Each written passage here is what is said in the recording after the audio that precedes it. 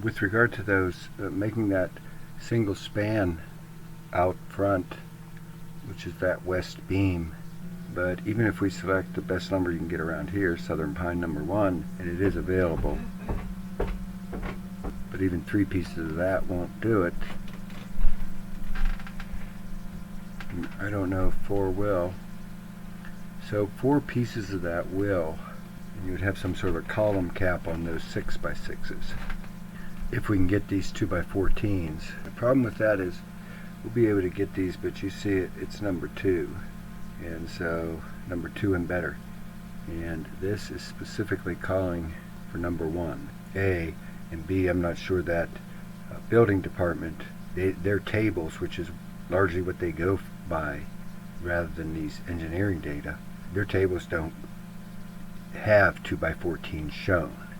A and B, as has been my experience in the past, these 2x14s, you can't get them except in number 2. So there's no, we need number 1 to meet the calculations of this program. But when I was just Googled, is there pressure treated LVLs? I came across this. You can read this for yourself if you like at some point. And I only got halfway through, but I wanted to do that much. Presumably, we would be able to, because when we go, presumably, we'd be able to do this, do that beam in some sort of treated LVLs. If this, because this is from PWT, which means Pacific West something, so I'm not sure yet if this is even available. Because if it has the same properties as regular LVL, we take off this and put in LVL. We'll just start here. And since we're using 6x6s, we'll say 3 plies. 311 1/4 will do it, or 311 7/8. If this pressure treated stuff from this place has the same span type charts. So I'll let you know about that. But meantime, I'd like to see it with just the 2 columns to the west as well. I think that's a good idea. If you do it to those 2 columns to the west, we'll just pretend that this is true.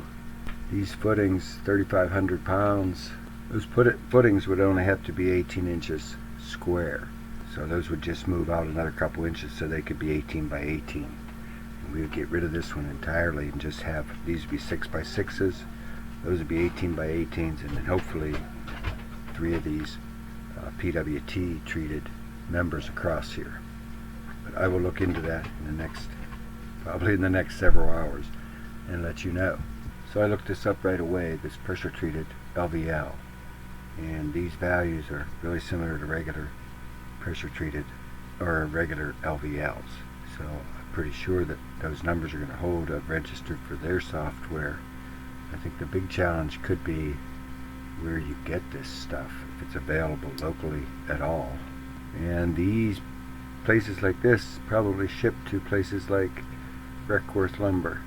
So I'll find out about this tomorrow. So it's definitely distributed in Ohio and probably going to be able to be shipped to your place.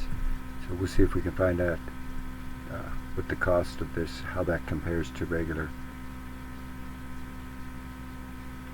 So in the event we can find these in Ohio, I tracked them down at this place in Minnesota, or wherever it is, and I think we can pretty much figure that the prices are going to be consistent from state to state and location to location.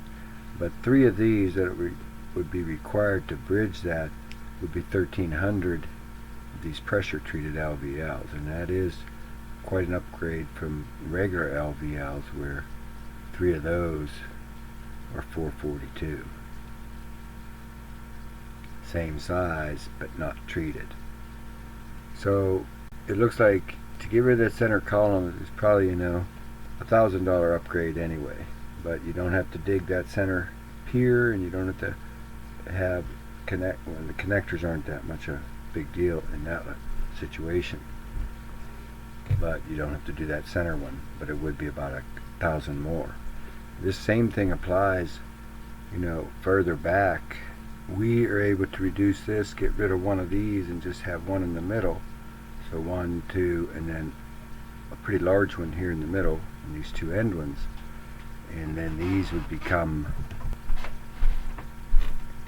9.5 treated LVLs. And this is what that looks like then with both of these, beam B and beam C, using LVLs, these exterior LVLs. And these have a 35-year warranty from the organization. At beam B, though, these footings change. This one becomes, and it moves out a touch, 4 or 5 inches, because this one becomes 24 by 36, and the two edge ones become 24 by 16 this way. And all those columns are 6 by 6s now. That eliminates one of those columns there, but changes them from 4 by 4 to 6 by 6. And puts your 3 columns here and here.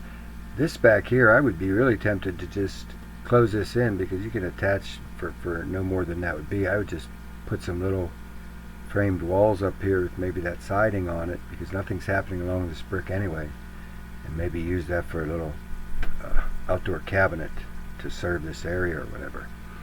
But I wouldn't get involved in changing these to the LVLs back here. I think this works back here fine. But all of this is up to you. Now, I have asked for a quote from Reckworth for these 3 and these 3. And the organization that makes this was trying to sell me hard on replacing everything with this product, using these LVLs for the floor joists. And if we leave these beams in place, these floor joists can be, if they were new like that, these would be 5.5 inch LVLs. And I mean, he was saying this because of how rigid and how everything is completely straight, so you don't have that up and down that you do with regular lumber, A. But B, if you replace everything with the same, all of it has that same 35-year warranty. So that, I'm pretty sure that's going to be a pretty substantial upgrade to do all of that. But I have asked for Reckworth to give me a price on beam C, beam B, and just for the heck of it, I'll tell you what these would have been. That is all for now, and I will talk to you presumably sometime soon. Thanks.